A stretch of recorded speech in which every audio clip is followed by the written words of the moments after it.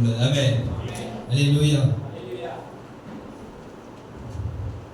அதற்கு யாவரையும் இயேசு கிறிஸ்து நாமத்தில் வாழ்த்தி வரவேற்கிறேன்.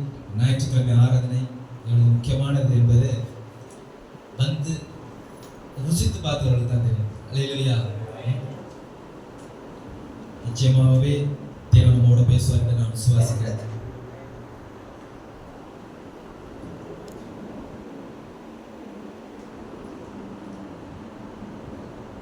என்னை பிளப்படுத்துகிற இயேசு கிறிஸ்துவாலே எல்லாவற்றையும் செய்ய எனக்கு பலன் உண்டு. அல்லேலூயா. நிச்சயமாக கர்த்தர் நமக்கு பலனை கொடுத்து நடத்துவார். அல்லேலூயா. அவருடைய வார்த்தையை கொடுத்து நம்மளை பலப்படுத்துவார். ஆமென். அல்லேலூயா. இன்றைய தேவனுடைய வார்த்தை என்னவென்றால், கர்த்தர் உங்களுக்கு கிரீடத்தை தருவேன் என்று சொல்கிறார். அல்லேலூயா. தேவனுடைய வார்த்தை ஜீவ கிரீடம்.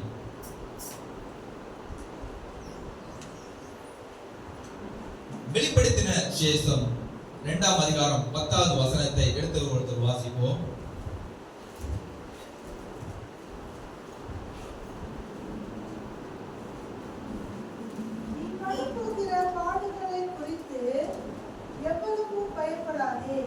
இதோ நீங்கள் சோதிக்கப்படும் பொருட்டாக பிசாசானவன் உங்களில் சிலரை காவலில் போடுவான். 10 நாள் உபத்திரப்படுவீர்கள். ஆகிலும் நீ மரண பரியந்தம் உண்மையாயிரு, அப்பொழுது ஜீவக்கிரீடத்தை உனக்கு தருவேன். அல்லேலூயா. தேவன் நம்மோடு பேச போற அந்த வார்த்தைக்காக நன்றி செலுத்துகிறேன். கண்களை மூடி நம்ம ஜெபம் செய்வோம். எங்கள் ஆண்டவரே, உமக்கு நன்றி செலுத்துகிறோம். இந்த வார்த்தை எங்களை பலப்படுத்தட்டும் ஆண்டவரே. நன்றி செலுத்துகிறோம். உங்க நாமம் உயரணும், இன்று மேன்மை அடையணும். பாடுவே பாடுவோம் அல்லேலூயா. உங்க நாமம் உயரணும், இன்று மேன்மை அடையணும். பாடுவே பாடுவோம் அல்லேலூயா. பெருங்காற்றும் அடங்கி போகும், எக்கடலும் வழி திறக்கும்.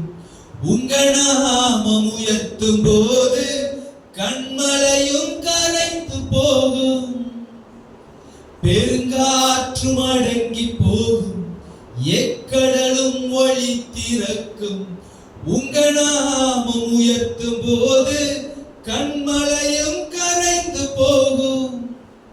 இயேசுவே, உம் நாமமே உயரணும். அல்லேலூயா. இயேசுவே, உம் நாமமே உயரணும். அல்லேலூயா. உங்க நாமம் உயரணும், இன்று மேன்மை அடையணும். பாடுவே பாடுவோம் அல்லேலூயா. நன்றி ராஜா, நன்றி செலுத்துகிறோம் அப்பா. எங்களை மேன்மைப்படுத்தும் இந்த வார்த்தை எங்களை தொடரட்டும் ராஜா. இதோ ஞாயிற்றுக்கிழமை ஆராதனை கலந்து கொண்ட ஒவ்வொருத்தையும் ஒரு கருத்தில் வச்சு வைக்கிறோம். அப்படியாய் ஆசீர்வதிங்க. எங்களை பலப்படுத்துகிற இயேசுவை ஸ்தோத்திரிக்கிறோம் ராஜா. இந்த வார்த்தைகளை தொடரட்டும். அடிமை மறைத்தும் நாமத்தை வெளிப்படுத்துகிற ராஜா. இயேசு கிறிஸ்துவின் அதிகாரமுள்ள நாமத்தில் ஜெபிக்கிறேன் ஜீவனுள்ள நல்ல பிதாவே, ஆமென். அல்லேலூயா. மறுபடியுமாக வெளிப்படுத்தின சுவிசேஷம் 2ஆம் அதிகாரம் 10வது வசனத்தை ஒருத்தர் வாசிப்போம். நீ படப்போகிற பாடுகளை குறித்து எவ்வளவும் பயப்படாதே. இதோ நீங்கள் சோதிக்கப்படும் பொருட்டாக பிசாசானவன் உங்களில் சிலரை காவலில் போடுவான். 10 நாள் உபத்திரவப்படுத்துவீர்கள். ஆகிலும் நீ மரண பரியந்தமும் உண்மையாயிரு, அப்பொழுது ஜீவ கிரீடத்தை உனக்கு தருவேன். அல்லேலூயா. இந்த உலகத்துல உபத்திரம் உண்டு. அல்லேலூயா. அது நிலை நிற்கிறவர்கள் தான் இப்படிப்பட்டதான விசேஷமான ஒரு பரிசு ஆண்டவர் நமக்கு கொடுப்பார். அல்லேலூயா. 3 விதமான சோதனை இருக்குங்க. ஒண்ணு மனுஷனால் ஒரு சோதனை இருக்கு, இரண்டாவது பிசாசினால் ஒரு சோதனை இருக்கு, மூன்றாவது தேவனால் ஒரு சோதனை இருக்கு. அல்லேலூயா. தேவனை நம்மை பரிசுத்தப்படுத்துவதற்காக தேவனை நம்ம என்ன செய்யலாம்? தேவன் நம்மை நீதிமானை சோதித்து பார்க்கிறார். அல்லேலூயா. அப்போ பலவிதமான சோதனைகளுக்கு உட்பட்ட பிறகு நாம் என்ன பண்ணுவோமா? ஜெயத்தை பெறுவோம். பலவிதமான சோதனைகளுக்கு அப்புறம், அதை தாண்டினதுக்கு அப்புறம், அதை ஜெயித்ததுக்கு அப்புறம் நமக்கு ஜெயம் உண்டாகும். அல்லேலூயா. இங்க பாத்தீங்கன்னா ஆபிரகாமுக்கு ஆண்டவர் ஒரு சோதனை கொடுத்தார். 90 வயதுல ஒரு தகப்பனார் ஒரு குமாரனை பண்றாங்க. அவங்களுக்கு ஒரு சோதனை. உங்களுக்கு எல்லாருமே அந்த கதை தெரியும், நிச்சயமா உங்களுக்கு தெரியும். அதான் ஆண்டவர் தனக்காக பழியில சொல்றாரு, ஒரு மலை மேல கொண்டு போக சொல்றாங்க. அந்த கதை நான் ரொம்ப கொண்டு போடுறதுனால சுருக்கமா முடிக்க பாக்குறேன். அப்ப அந்த சோதனை இங்க போன பிறகு ஆண்டவர் அவரை சோதித்து பாக்குறாரு அந்த இடத்துல. அல்லேலூயா.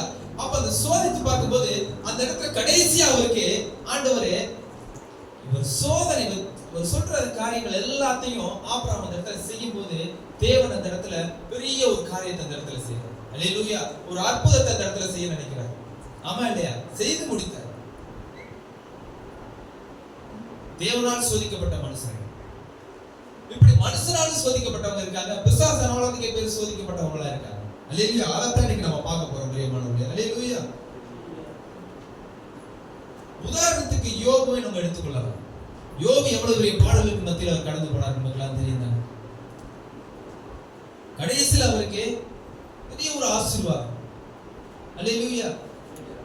பெரிய ஆசீர்வாதத்தை ஆண்டவர் கொடுத்து வழி நடத்தினார் பிரியமானவர்களே. யாக்கோபு புத்தகம் 1ஆம் அதிகாரம் 12வது வசனத்தை எடுத்து ஒருத்தர் வாசிப்போம்.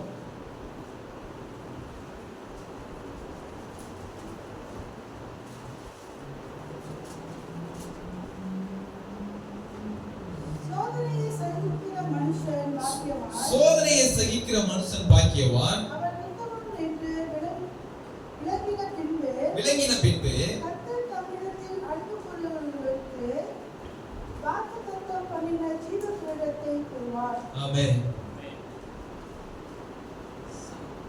சோதனையை தான் நம்ம தாண்டணும். எவ்வளவு ஒரு பிரச்சனைகள் வந்தாலும் நம்ம அதை கடந்து போகும்போது தான் இப்படிப்பட்டதான ஒரு காரியங்கள் நமக்கு கிடைக்கும். அல்லேலூயா. பிசாசானவன் நம்ம ஆண்டவர் இயேசுவை சோதிச்சு பார்த்தார். அந்த மலையிலேருந்து குதிக்க சொன்னார். நான் உலகத்தையே உனக்கு கொடுக்கிறேன், எல்லா ஐஸ்வர்யத்தையும் உனக்கு கொடுக்கிறேன்னு சொன்னார். அல்லேலூயா. ஆண்டவர் அப்பாலே போ சாத்தானேன்னு சொன்னார். பிசாசு பயங்கரமா யார நம்மள மட்டும் கூட இல்ல, கடவுளையே ஒரு விட்டு வைக்கணும். அல்லேலூயா. அவன் யாருங்க நம்ம ஆண்டவர் பத்தி சொல்றதுக்கு? அல்லேலூயா. அவன் எல்லா விஷயத்திலையும் எல்லாரையும் நெருக்கி பார்த்து தான் பார்க்கறான். ஆனா அந்த எல்லா விஷயத்திலும் தோத்து தான் போயிடுறான். அல்லேலூயா. நம்ம வேலை பார்க்கிறோம், போன உடனே நமக்கு என்ன? உடனே பதவி உயர்வும் பெரிய பெரிய பொறுப்புகள் நமக்கு கொடுத்துறாங்களா? இல்லையே. அந்த வேலை இடத்துல எவ்வளவு சிக்கல்கள், எவ்வளவு ஒரு பிரச்சனை, வேதனை, கஷ்டம், எவ்வளவோ பாடலுக்கு மத்தியில தான் நம்ம அந்த வேலை இடத்துல நம்ம கடந்து போறோம். எத்தனையோ வருஷத்துக்கு அப்புறம். அல்லேலூயா. அதுக்கப்புறம் ஆண்டவர் மெதுவா நம்மளை உயர்த்துவார். அதுக்கப்புறம் தானே அந்த இடத்துல நமக்கு வந்து பதவி உயர்வு கொடுப்பாங்க, சம்பள உயர்வு கொடுப்பாங்க. போன உடனே யாருமே நமக்கு வந்து என்ன செஞ்சிட மாட்டாங்க? சம்பளத்தை உயர்த்தி கொடுத்துட மாட்டாங்க, பதவி உயர்வும் கொடுத்துட மாட்டாங்க நமக்கு. ஆமென். புதுசா போனவங்களுக்கு, இன்னும் வேலை தெரியாதவங்களுக்கு அந்த இடத்துல வச்சு செய்வாங்க அந்த வேலையை. எவ்வளவு போராட்டங்கள் உங்களுக்கு தெரியாம இல்ல, எல்லாம் கடந்தா நீங்க கண்டிப்பா வந்திருப்பீங்க. ஆனா இதெல்லாம் சகிச்சு இதெல்லாம் மேற்கொண்டு வரும்போது நம்மளுக்கு ஆண்டவர் பெரிய ஒரு ஜீவ கிரீடத்தை கொடுத்து நம்மளை ஆசீர்வதிப்பார். அல்லேலூயா. அல்லேலூயா. கிறிஸ்துவ வாழ்க்கையிலே அதே போலதான். தேவனுடைய ஊழியத்தை செய்யும் போது பல பேர் பலவிதமான ஒரு வார்த்தைகளை சொல்லி நம்மளை வந்து கஷ்டப்படுத்துவாங்க. ஓ பலாம் பாஸ்டர் ஆயிட்டானா, ஓ பலாம் பெரிய ஊழியம் செஞ்சுட்டு இருக்கானா, செஞ்சுக்கிட்டு இருந்தா அன்னைக்கு போய் பாடல் பாடிக்கிட்டு இருக்கேன். ஆண்டவர் மன்னிக்கிற தேவனா இருக்கிறாருங்க. ஒரு சமூகத்துல வந்து நம்ம வந்து அவரை நம்ம ஒப்பு கொடுக்கும் போது எல்லா பாவங்களையும் நமக்கு கழுவி சுத்தமாக்கிட்டாரு. அல்லேலூயா. எல்லா பாவங்களையும் அவரு நம்மளுடைய சிலுவை மரணத்திலே நம்ம எல்லாத்தையும் பாவங்களை கழுவி எடுத்துட்டாரு. அந்த இடத்துல நம்ம ஒப்பு கொடுத்து நம்ம ஜெபிக்கும் போது எல்லா பாவங்களையும் நம்ம விட்டு நீக்கி வச்சுட்டாரு. ஆனா நம்ம ஆளுங்க பேசுற வார்த்தைகள் எல்லாம் அவ்வளவு ஒரு கஷ்டப்படுத்தும், அவ்வளவு துன்புறுத்தும். ஆனா இதையெல்லாம் தாண்டி வரும்போது தேவன் நமக்கு ஜீவ கிரீடத்தை கொடுத்து ஆசீர்வதிப்பார். அல்லேலூயா. அதெல்லாம் மேற்கொண்டு வரணும். வந்தா தான் இப்படிப்பட்டதான ஒரு ஆசீர்வாதத்தை நம்ம தேவன் நமக்கு கொடுத்து நடத்துவார். பிரியமானவர்களே, அல்லேலூயா. ஒரு சின்ன கதை ஒண்ணு இருக்கு, அதை சொல்லி முடிச்சுனாக்கா தேவனுடைய வார்த்தைகளை நான் கடந்து செல்றேன். ஒரு அப்பாவும் மகனும் இருக்கிறாங்க. ஒரு கழுதைய அவங்க அப்பா விற்க போறப்ப, நான் சந்தையில கொண்டு போய் ஒரு கழுதையை நான் விற்க போறேன், நான் வித்துட்டு வந்துடுறேன் அப்படின்னு சொல்லி சொல்றாங்க என்னோட மகன்கிட்ட. அப்ப அந்த மகன் சொல்றான், அப்பா நானும் கூட வர்றேன், அந்த கழுதை விற்கிறதுக்கு சந்தையில விற்க போறீங்க, நானும் கூட வர்றேன் அவங்ககிட்ட அப்படின்னு போது சரி வான்னு சொல்லிட்டு அப்பன் மகன் என்ன செஞ்சிருக்காங்க, நடந்து கழுதையை பிடிச்சிட்டு நடந்து போய்கிட்டு இருக்காங்க. போய்கிட்டே இருக்கும்போது அந்த ரோட்ல போகும்போது சிலர் பார்த்து சொல்றாங்க, இங்க பாரு குதிரையை சும்மா நடந்து கூட்டு போறாங்க அப்படின்னு சொல்லி சொல்றாங்க. பட் சொன்ன உடனே அப்பா என்ன சொல்றாரு, சரி ஏன் சும்மா கழுதையை நடந்து கூட்டு போன, நீ மகன் என்ன செஞ்சாரு, கழுதை மேல உட்கார வச்சு நடத்து கூட்டி போறாரு. அப்ப போய்கிட்டே இருக்கும்போது மறுபடியும் சில பேர் என்ன செய்யறாங்க, அவங்களை பார்த்து கேட்கறாங்க, இங்க பாரு அப்பா நடந்து போறான், மகன் உட்கார்ந்து போறான் அப்படின்னு சொல்றாங்க. அப்ப என்ன செஞ்சிருச்சு, கஷ்டமாயிருச்சு. மறுபடியும் என்ன செஞ்சுட்டாங்க, பையனை இறக்கி விட்டு சரி நான் உட்காந்து போறேன் கழுது மேல, நீ நடந்து வாயா அப்படின்னு சொல்லிட்டு அப்பா ஏறி செஞ்சுட்டாரு, இறங்கிட்டாரு. மகனை இறக்கி விட்டு அப்பா ஏறி கழுதையில உட்காந்து வராங்க. அப்ப வந்துட்டு இருக்கும்போது மறுபடியும் சில பேர் பார்த்து சொல்றாங்க, இங்க பாரு மகனை நடக்க விட்டு கூட்டு போறான் பாரு அப்படின்னு சொல்றாங்க. அப்ப என்ன செஞ்சாரு, அப்பா என்ன செஞ்சிட்டாரு அப்படின்னு மகனை தூக்கி கழுதை மேல உட்கார வச்சுட்டு நடந்து கூட்டிட்டு போறாங்க. அப்ப ரெண்டு பேரும் கழுது மேல உட்காந்து போயிட்டே இருக்காங்க. அப்ப போயிட்டே இருக்கும்போது அங்கே ஒருத்தர் பார்த்து சொல்றாரு, இவ்வாறு இந்த கழுது மேல இவ்வளவு ஒரு பாரத்தோட அந்த கழுதை எப்படி சுமந்துட்டு போகும் அப்படின்னு சொல்றாங்க. சொன்ன உடனே மறுபடியும் அவருக்கு என்ன செஞ்சிருச்சு, நம்ம ரொம்ப வெயிட்டா இருக்கோம், இறங்கிடுவோம் அப்படின்னு ரெண்டு பேரும் மறுபடியும் இறங்கி நடந்து போய்கிட்டு இருக்கோம். அப்ப நடந்து போய்கிட்டு இருக்கும்போது மகன் கேட்பான் தன்னோட அப்பா கிட்ட, இதைத்தானப்ப நம்ம முதல்ல செஞ்சோம், கழுதையை நடக்க விட்டு நம்மளும் நடந்தானே போய்கிட்டு இருந்தோம், இதை ஏன் இப்ப மறுபடியும் ஒருத்தருக்கு ஒரு மாதிரி சொல்லி மறுபடியும் இப்ப கடைசியில பழைய நிலைமைக்கே போய்கிட்டு இருக்குமே அப்பா அப்படின்னு. அப்ப அப்பா சொல்றாரு அந்த இடத்துக்கிட்ட, மனுஷங்க பலவிதமா நம்மளை சோதிச்சு பார்ப்பாங்க, பலவிதமான ஒரு வார்த்தைகளை சொல்லி நம்மளை வந்து குற்றப்படுத்திக்கிட்டே தான் இருப்பாங்க.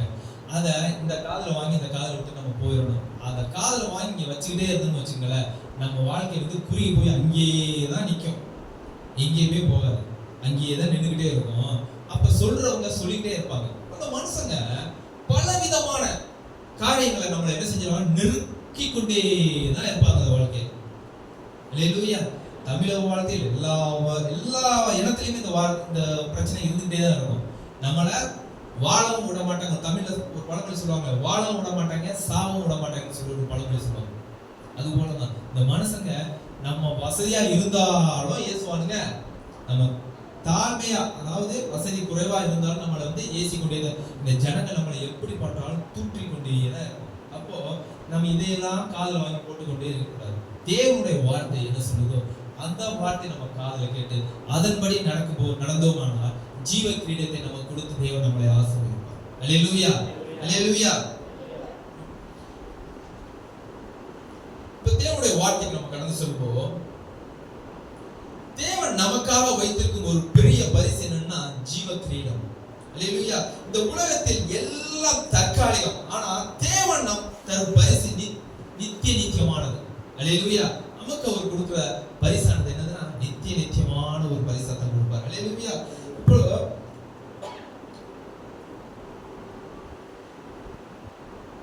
முதலாவது நான் ஒரு ரெண்டு காரியத்தை பத்தி பேசிட்டு நான் முடிக்க போறேன்.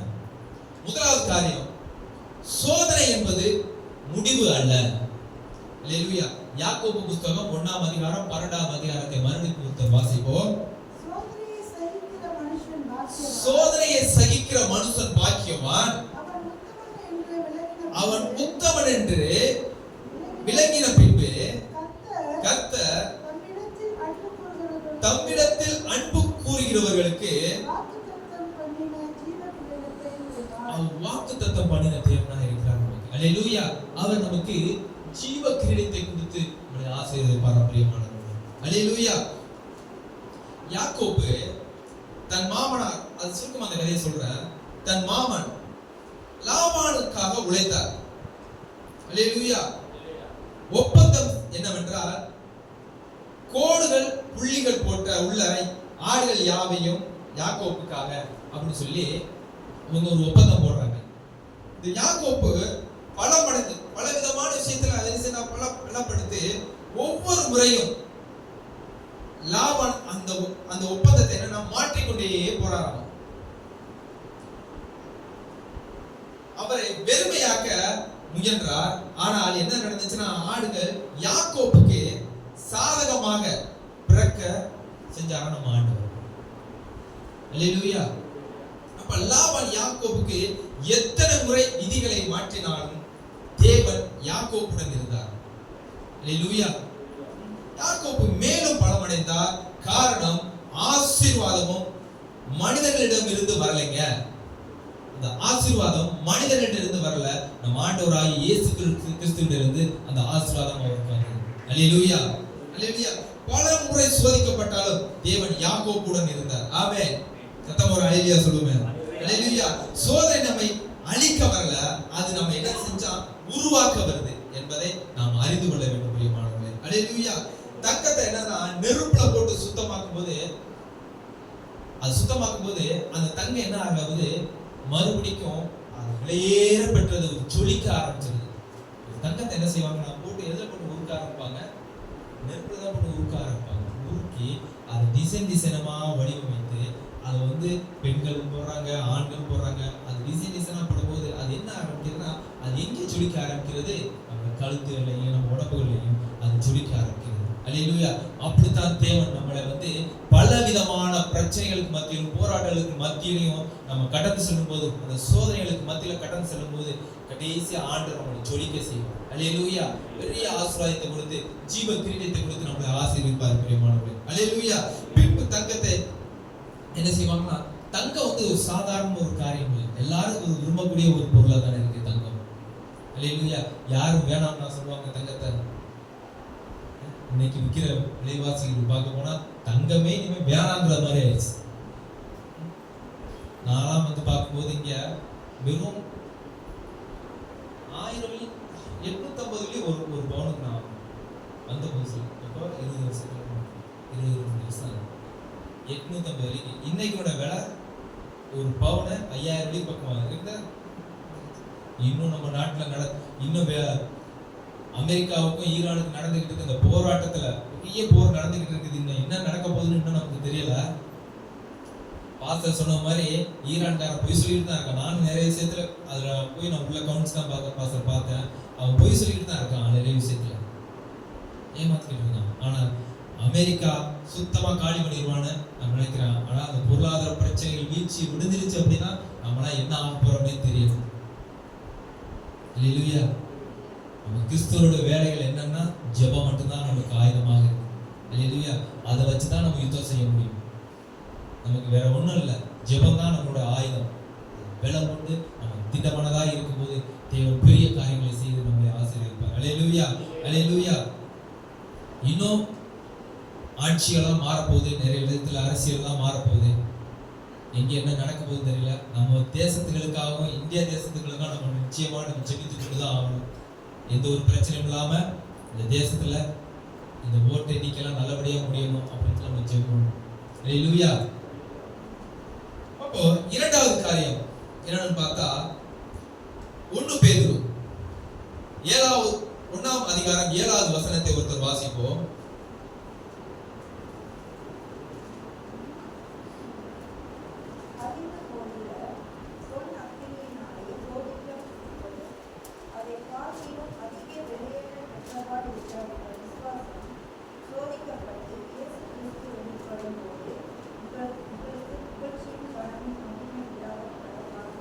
அல்லேலூயா.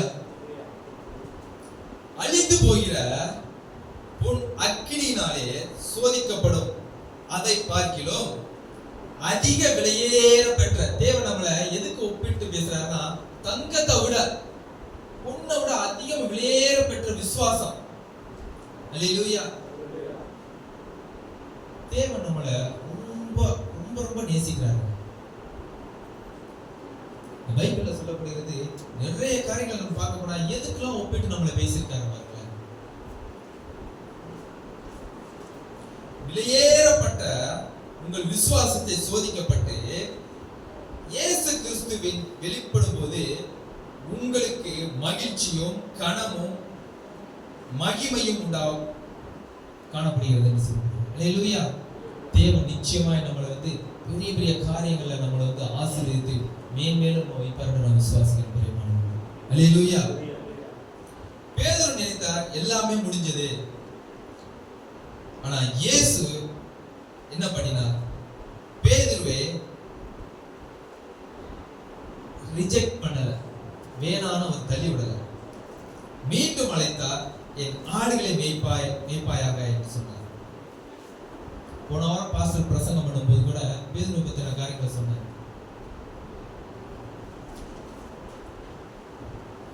நாம நினைச்சுக்கிட்டு இருக்கோம்,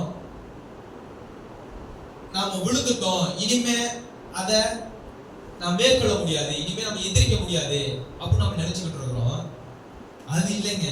முடிவு தேவன் உன்னை மீண்டும் உயர்த்துவார். அல்லேலூயா. பேதுரு ஆரம்பத்துல ரொம்ப ரொம்ப ஒரு போல்டான ஒரு மனுஷனா இருந்தார். இயேசுவை பார்த்து அவர் சொன்னார், நான் உங்களை எப்பவும் விட்டு போக மாட்டேன் என்ன, அப்படி ஒரு போல்டா சொன்னாரு. கடைசியில் என்ன ஆச்சு? ஆனா உண்மை என்னன்னு பார்த்தா சோதனை வந்தப்ப என்ன ஆச்சுன்னா பெரிய வீழ்ச்சி. இயேசு கைது செய்யப்பட்ட அந்த இரவு, ஒன்னாவது பேதுரு பயந்துட்டாரு, இன்னொன்னு ரெண்டாவது அவர் 3 முறை இயேசுவை மறுதலித்தார், மூன்றாவது நான் அவரை அறியேன் என்று சொன்னார். எனக்கு அவர் தெரியவே தெரியாதுன்னு சொல்லிட்டார். அல்லேலூயா. இயேசு தாங்க அவருடைய வாழ்க்கையின் என்னன்னா ஒரு முக்கியமான, அவர் என்ன சொல்லுவார்னா ஒரு முக்கியமான ஒரு பொருட்டை அவர் நினைச்சார்.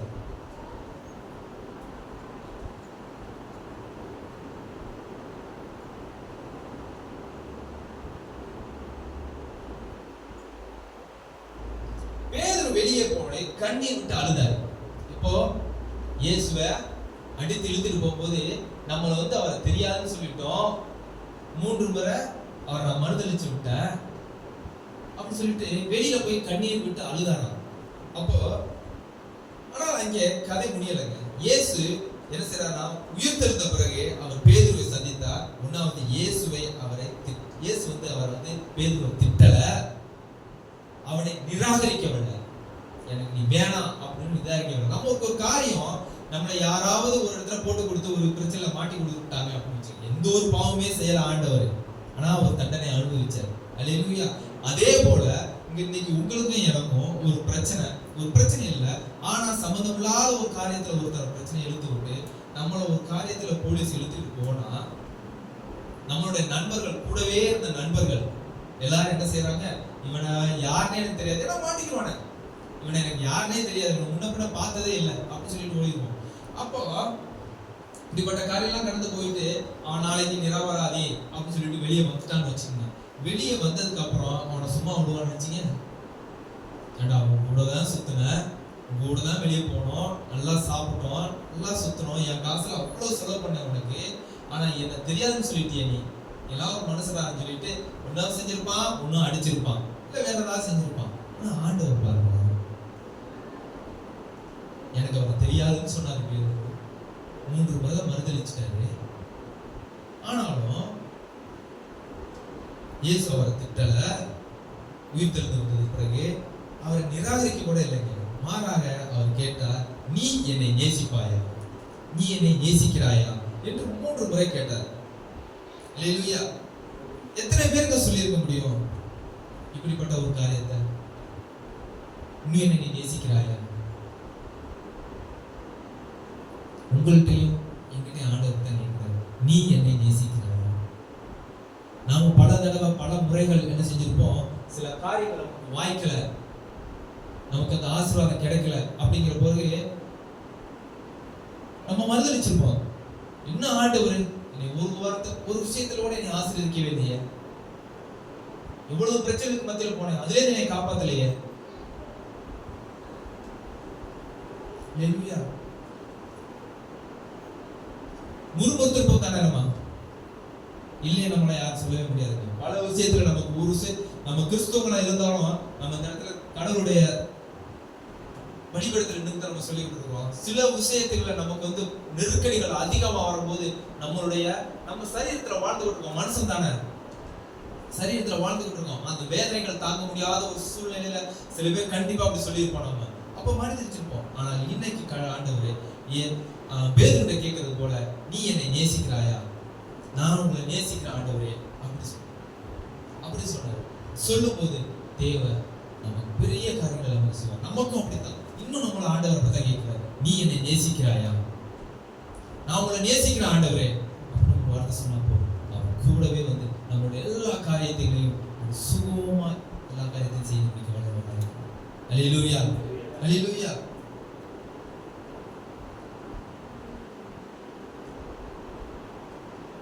நாமளும் எத்தனையோ முறை எவ்வளவோ பாடலுக்கு மத்தியில் நம்ம கடந்து சொல்லியிருப்போம். ஆனா பல தடவை ஒரு வார்த்தையாவது நம்ம சொல்லியிருப்போம் தானே.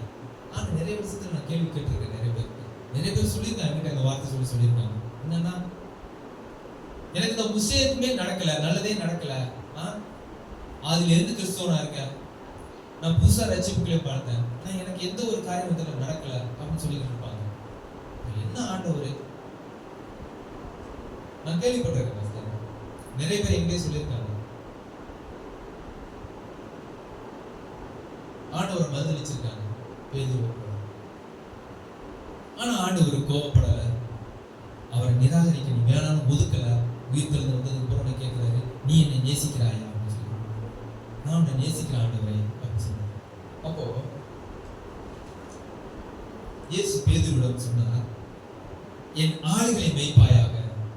அல்லேலூயா. இயேசு சொல்லுகிறார், அதாவது உன் வீழ்ச்சி உன் முடிவு இல்ல, உன் அழுகை உன் அடையாளம் இல்ல, நான் உன்னை மீண்டும் பயன்படுத்துவேன் என்று சொல்லுகிறார். அல்லேலூயா. இப்ப பேதுருவிடம் மாற்றம் வருது. எப்படிப்பட்ட மாற்றம்னா, இயேசுவை கைது செய்யும் போது அவருக்கு என்ன இருந்தது? பயம் இருந்துச்சு. இப்போ தைரியமாய் பிரசங்கிக்கிறார். அல்லேலூயா. இரண்டாவது மறுதலித்தார். இயேசுவை நீ தெரியுமான்னு சொல்லும்போது எனக்கு தெரியாது அப்படின்னு சொல்லி சொன்னாரு. அப்போ ஆயிரக்கான கிறிஸ்தவர்களை கொண்டு வந்தார், ரட்சிப்புகளை கொண்டு வந்தாரு. மூன்றாவது உடைந்தார், வெளியே போய் அழுதார். நான் இப்படிப்பட்ட ஒரு காரியத்தை சொல்லிட்டேன், இயேசு எனக்கு தெரியவே தெரியாது சொல்லிட்டேன், நான் கூடவே இருந்தேன், இன்னைக்கு நான் தெரியாது சொல்லிட்டேன்னு சொல்லிட்டு வெளியே வந்து அழுதார். தேவனுடைய சக்தி வாய்ந்த சாட்சியாய் மாறினார் பேதுரு. அல்லேலூயா, அல்லேலூயா. பேதுரு விழுந்தார், ஆனா தேவன் அவரை என்ன செஞ்சாரா? அவருடைய முடிவை அதோட முடிக்க முடியல, ஆரம்பிச்சு விட்டார், தொடக்கத்தை ஆரம்பிச்சு விட்டார். அல்லேலூயா. இதுல ஒரு ஆழமான கதை ஒண்ணு இருக்கு, அதை சொல்லி நான் முடிக்க போறேன். ஒரு ஊர்ல ஒரு ராஜா இருந்தார். அவருக்கு ரொம்ப விசுவாசமா இருந்த ஒரு வேலைக்காரன் ஒருத்தர் இருந்தான். அந்த வேலைக்காரன் ஒரு நாள் அந்த வேலைக்காரன் என்ன செய்யறான், ராஜாவுக்காக குடிக்க தண்ணியை கொண்டு வரும்போது அந்த விலை உயர்ந்த ஒரு பாத்திரம், ராஜாவுக்கு கொடுக்கறது சும்மா சாதாரண ஒரு மங்கிலியா குடி தண்ணி கொடுப்பாங்க இல்லையா, நல்ல ஒரு விலை உயர்ந்த ஒரு பாத்திரத்துல தண்ணி கொண்டு போறாரு. அந்த தண்ணி கொண்டு போகும்போது அந்த பாத்திரம் உடைஞ்சு, கை தவறி உடைஞ்சு கீழே விழுந்துச்சு. அதை எப்படியாவது பிடிச்சிடலாம் அப்படின்னா பல முறை ட்ரை பண்ணுவாரு, ஆனா முடியல, அது கீழே விழுந்துருச்சு. கீழே விழுந்து என்ன செஞ்சு உடைஞ்சு போச்சு அந்த பாத்திரம். அப்ப அந்த பாத்திரத்தை எடுத்துட்டு போய் ராஜாவை போய் பாக்குறாரு. ராஜாவை பார்த்து சொல்றாரு, ஆண்டவரே, ஒரு தண்ணி எடுத்துட்டு வந்த பாத்திரம் உடைஞ்சு கீழே விழுந்துருச்சு அப்படின்னு சொல்றாரு. அப்படி சொன்ன உடனே ராஜா அவர் திட்டல, அவன் மேல கோவப்படல. பரவாயில்ல, நீ எனக்கு விசுவாசமா இருந்த, நான் பார்த்தேன், நீ வந்து அந்த அந்த அந்த பாத்திரம் உள்ள போகும்போது நீ பிடிக்கிறதுக்கு எவ்வளவோ ட்ரை பண்ண, அதுவே உன்னை தவறி கீழே விழுந்துருச்சு. இது ஒரு சாதாரண விஷயம் தான், ஆனா உன்னுடைய உண்மைத்துவத்தை நான் பார்த்தேன், பரவாயில்ல விடு அப்படின்னு சொல்லிட்டு இன்னும் அழகான ஒரு பாத்திரத்தை அவர்கிட்ட கொடுத்து இதை எடுத்துட்டு போய் நீ தண்ணி குடிச்சுவா அப்படின்னு சொல்லி கொடுத்தார். அல்லேலூயா. அந்த ராஜா யாருன்னா நம்ம ஆண்டவராகிய இயேசு கிறிஸ்து. அல்லேலூயா. அந்த வேலைக்காரன் யாருன்னா நாம தான். இவ்வளோ விஷயத்துல நம்ம உடைஞ்சு போயிருப்போம். ஒரு விலை மதிப்பில்லாத ஒரு பொருளை நம்ம உடைச்சிருப்போம், அது நமக்கு கிடைக்காம போச்சு என்று வருத்தப்பட்டு இருப்போம். ஆனாலும் கடவுள் ஆண்டவர் சொல்றார், பரவாயில்ல, இதை விட உனக்கு அழகான ஒரு ஜீவ கிரீடத்தை நான் உனக்கு தருவேன். அல்லேலூயா. இது போனா பரவாயில்ல, இது ஒன்று விட்டு கைவிட்டு போயிருச்சுன்னா பரவாயில்ல, அதை விட்டு கவலைப்படாத. ஆனா இதை விட விலை மதிப்பில்லாத ஒரு ஜீவ கிரீடத்தை உனக்கு கொடுத்து நான் ஆசீர்வதிப்பேன் என்று கர்த்தர் சொல்லுவார். அல்லேலூயா. அந்த ராஜா அவரு உன்னித்து கவனித்துக் கொண்டே இருந்தார். தன்னோட வேலைக்காரன் எவ்வளவு நமக்கு விசுவாசமா இருந்தான் அப்படின்னா, இன்னொரு முக்கியமான ஒரு விஷயம், தேவனிடத்தில் நம்ம விசுவாசம் ரொம்ப ஒரு ஆழமா இருக்கணுங்க. இந்த நங்கூரத்தை போல கடலுக்குள்ள எவ்வளவு முக்கியம் அந்த நங்கூரமானது. அந்த கப்பல் போய் நிக்குது அப்படின்னா அந்த நங்கூரம் அது போய் அந்த கீழே போய் அவ்வளவு ஆழத்துல போய் பிடிச்சிட்டு அந்த நங்கூரத்துல தான் நிக்குது. அந்த கடல் நடுக்கடல்ல போய் அந்த கப்பல் அந்த நங்கூரத்தை நம்பி தான் அந்த இடத்துல நிக்குது. நம்மளோட விசுவாசமும் அந்த நங்கூரத்தை போலதான் இருக்கணும். அவ்வளவு ஒரு கெட்டியா நம்ம பிடிச்சுக்கொள்ளணும். கடவுள் ஆண்டவர் நமக்கு பெரிய பெரிய காரியங்களை கொடுத்து நம்மளை ஆசீர்வதிப்பார். அல்லேலூயா.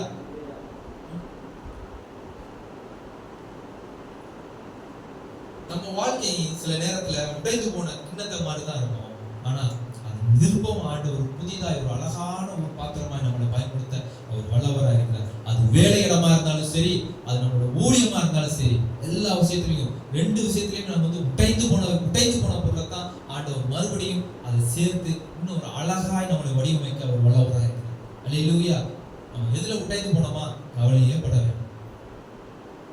உடைந்து போன இடத்துல நான் பல விஷயத்திலையும் நான் வேலை இடத்துலயே நிறைய சொல்லுவேன், நிறைய விஷயத்துல நான் உடைந்து போய் தான் வருவேன். அந்த இடத்துல நம்ம எவ்வளவுதான் உண்மையான மந்திரத்தை வேலை செஞ்சாலும் அந்த இடத்துல நமக்கு நல்ல பேரே கிடைக்காது. நான் சொல்லுவேன், எல்லார்கிட்ட சொல்லுவேன், அந்த இடத்துல வேலை செய்யும் போதும் நான் என் முதலாளிக்கு பயந்தோ ஒரு மற்றவர்களுக்கு பயந்தோ அந்த இடத்துல நான் வேலை செய்யல. நான் நம்புறேன் என் ஆண்டவர் இயேசு கிறிஸ்து தேவனுக்கு பயந்து நான் உண்மையா அந்த இடத்துல நான் வேலை செய்யறேன். அல்லேலூயா. ரெண்டு பேரும் என்னை ஆண்டவர் பார்த்துக்கிட்டு இருக்காரு எல்லா விஷயத்திலையும். உங்கள்கிட்ட அதே மாதிரி தான். நீங்க செய்யற வேலையில கையிட்டு செய்யற வேலையா இருந்தாலும் சரி, உங்க ஊழியமா இருந்தாலும் சரி, யாரு என்ன சொன்னாலும் கவலையே பட வேண்டாம். நான் ஒரு விஷயத்துல சோர்ந்து போய் தான் இருந்தேன். என் ஊழியத்துல நான் ஊழியம் அவ்வளவு அற்புதமா ஊழியம் செஞ்சுக்கிட்டு இருந்தேன். என்னோட ஊழியத்தை என்னை உடைத்தார்கள் மனிதர்கள், பயங்கரமா உடைச்சாங்க என்னைய. பரவாயில்ல, இந்த ஊழியம் கொஞ்ச நாள் ஸ்டாப் பண்ணி வச்சிருப்போம். நம்ம ஆண்டவரை தேடி போவோம். எங்கேயோ போய் தேவனை போய் ஒரு இடத்துல ஆராய்ச்சி சொல்லிட்டு நான் என் மனைவி போய்கிட்டு இருந்தோம். அந்த நேரத்துல தான் பாஸ்டர் நெடுஞ்செழியன் அவர்கள் எனக்கு ஒரு அழைத்தார். இன்னைக்கு இந்த சபையில நான் பேசிட்டு இருக்கேன். நம்ம உடைஞ்சு போய் ஏதாவது போயிட்டு இருக்கும்போது ஆண்டவரை தேடுவார். ஏன்னா நம்ம செய்த ஊழியங்கள் அந்த மாதிரியான ஒரு காரியங்களா இருக்கணும். உண்மை உத்தவமா இந்த இடத்துல நம்ம ஊழியம் செய்யும்போது தேவன் ஒரு காலம் அதை மறக்கவே மாட்டாரு, ஞாபகம் வைத்துக் கொண்டே இருப்பார். நம்மள சொல்லிருக்காங்கல்ல, உன் கண்ணீரை என் துருத்தியில வைத்திருக்கேன்னு சொல்லிட்டு ஒரு ஹோட்டல்ல வச்சிருக்காரு நம்மளுடைய அழுகை கண்ணீர் எல்லாத்தையும். அப்போ ஏதோ ஒரு நாள் வரும்போது நம்மள அந்த இடத்துல உயர்த்துவார் தானே. வேலை இடத்துல அதே மாதிரி தான். எதை கொண்டும் கவலைப்பட வேணாம், எதை கொண்டு நம்ம யோசிக்க வேணாம். நிச்சயமாய் தேவன் உங்களை உயர்த்த அவர் வல்லவராக இருக்கிறார். அந்த ஜீவ கிரீடத்தை உங்களுக்கு கொடுத்து ஆசீர்வதிப்பார். அல்லேலூயா.